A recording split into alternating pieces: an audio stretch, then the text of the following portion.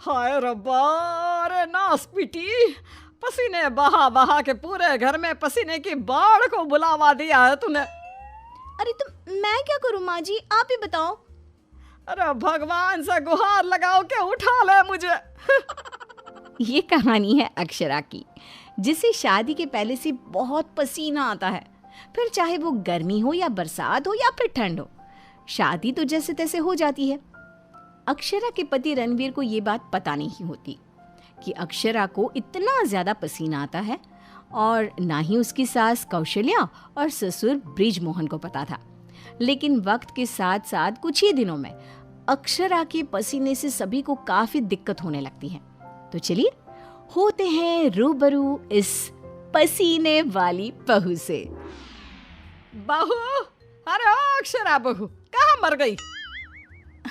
क्या हुआ माँ जी, बोलिए। अक्षरा पसीने से लदी हुई थी और उससे बहुत ज्यादा गंदी बदबू आ रही थी, जिससे सभी अपने नाक पर हाथ रख लेते हैं। हाय रब्बा, इतनी गंदी बदबू तो गटर की भी नहीं आती है।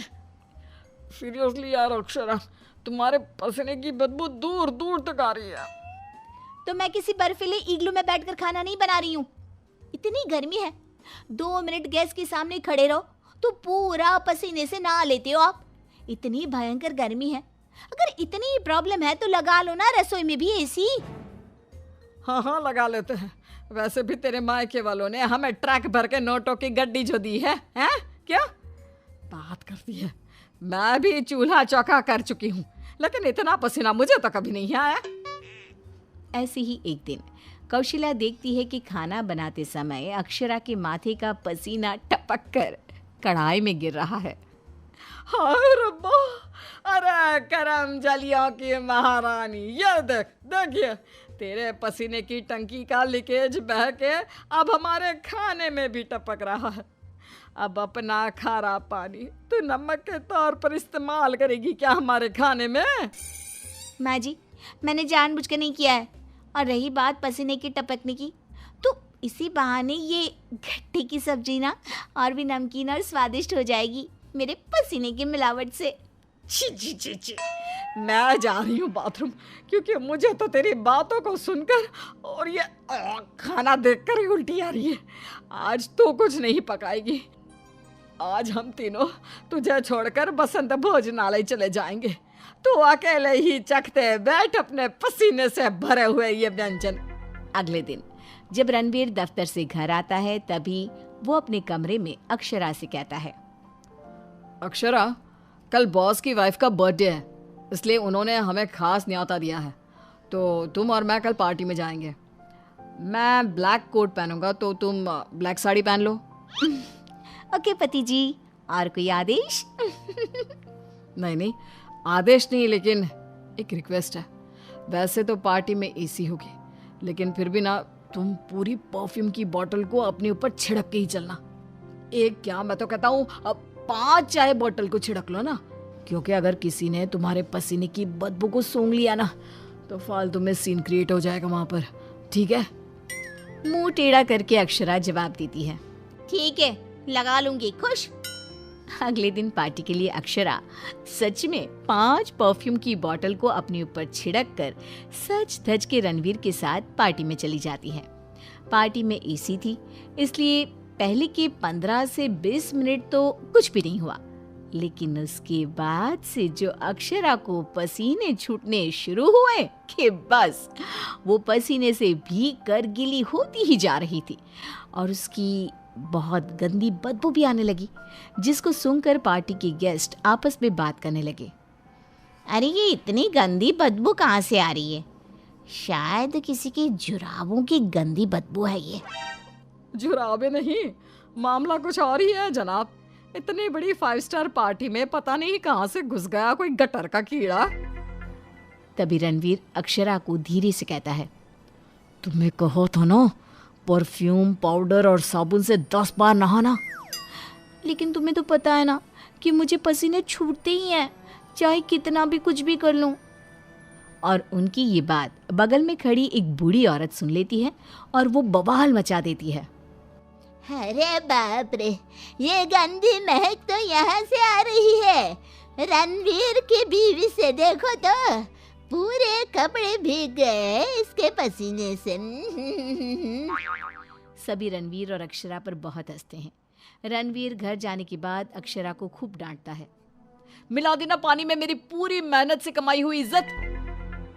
अरे अक्षरा बहू, किस मिट्टी की बनी हो तुम, जो पसीने का झरना बहता ही रहता है तुम्हारे बदन से 12 महीने और 2400 घंटे नॉन स्टॉप।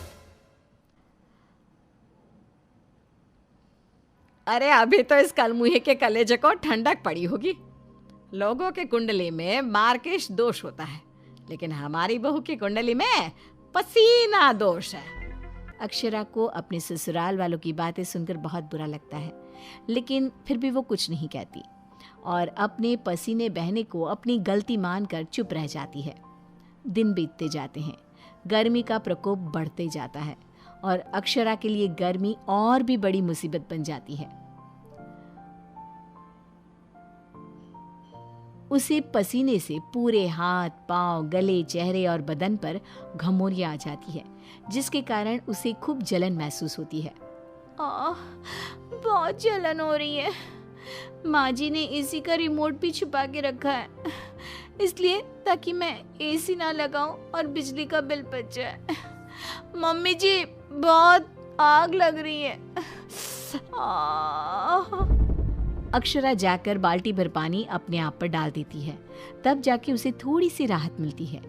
अक्षरा के पसीने से तंग आकर कौशल्या अब दिन रात घर में अगरबत्ती और अरोमा कैंडल जलाती।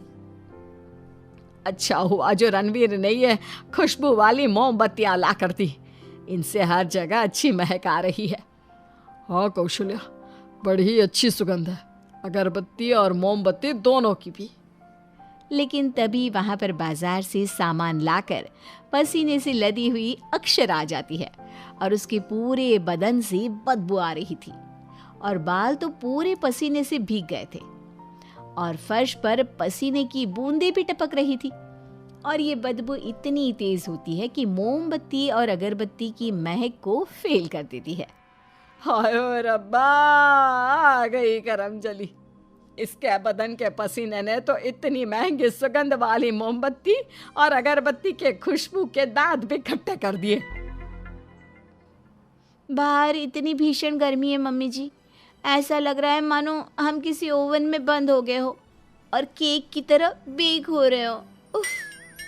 दिन ब दिन अक्षरा का पसीना दुश्वार कर देता है सबका जीना। कभी वो सोते समय पूरे बेड के साथ साथ साइड में रखे हुए रणवीर की इम्पोर्टेंट फाइल्स को अपने पसीने से भिगा देती, तो कभी वो गर्मी से अपने बालों में हुए जुओं को गलती से खाने में मिला देती। हाय रब्बा, आज तो हद ही हो गई, खाने में जुए। अक्षरा बस बहुत हुआ, अब और नहीं। अब तुम सीधा अपना बैग पैक करो और अपने मायके शिफ्ट हो जाओ। बिल्कुल सही कह रहा है रणवीर, हमें नहीं चाहिए ऐसी पसीने वाली बहू। अक्षरा रोने लगती है और कहती है, ठीक है मैं चली जाती हूँ, फिर कभी इस घर की दहलीज पार नहीं करूंगी, बाय। अक्षरा रोंदी सूरत लिए घर से निकल जाती है। शाम में जब रणवीर अक्षरा के मायके फोन लगाता है, तब उसे पता चलता है कि अक्षरा तो अब तक घर गई ही नहीं। इस बात को सुनकर रणवीर, कौशल्या और ब्रिज मोहन तीनों डर जाते हैं और चिंताग्रस्त हो जाते हैं। हायो रब्बा, अब कहाँ ढूंढे हम अक्षरा बहू को। मुझे एक जगह पता है मम्मी, जब भी अक्षरा का मूड ऑफ होता है तो वो वहीं पर जाकर बैठती है। रणवीर, कौशल्या और ब्रिज मोहन तीनों एक नदी के किनारे जाते हैं, जहां रात के अंधेरे में अक्षरा नदी की साइड की बेंच पर बैठे हुए बिलख बिलख कर रो रही थी। रणवीर तुरंत जाकर अक्षरा के गले लग जाता है और उससे तीनों माफी मांगते हैं। अक्षरा, हमें माफ कर दो, तुम्हें पसीना आना नेचुरल है, लेकिन तुम जानबूझकर नहीं करती हो ये, और हमने तुम्हें गुस्से में क्या क्या नहीं कहा। हाँ अक्षरा बहू, प्लीज माफ कर दे बेटा। तेरे इस पसीने को ना मैं यूं मिनटों में चुटकी बजाकर आयुर्वेदिक और घरेलू उपायों से भगा दूंगी, तू देखना बेटा। हाँ, और अगर उससे भी ना होए तो मेरे पहचान में मेरा एक डॉक्टर दोस्त है, तुम्हारे इस पसीने की तकलीफ का हम सब मिलकर डट कर सामना करेंगे। Thank you. देर से ही सही, आप लोगों को मेरा दर्द समझ में तो आया। मैं बहुत लकी हूँ कि मुझे आप जैसे ससुराल वाले मिले। इस तरह ससुराल वाले आयुर्वेदिक उपायों से अक्षरा के पसीने की तकलीफ को मिटा देते हैं और अब उसे मामूली पसीना ही आता है और वो एक सुखी और चैन भरी जिंदगी बिताने लगती है।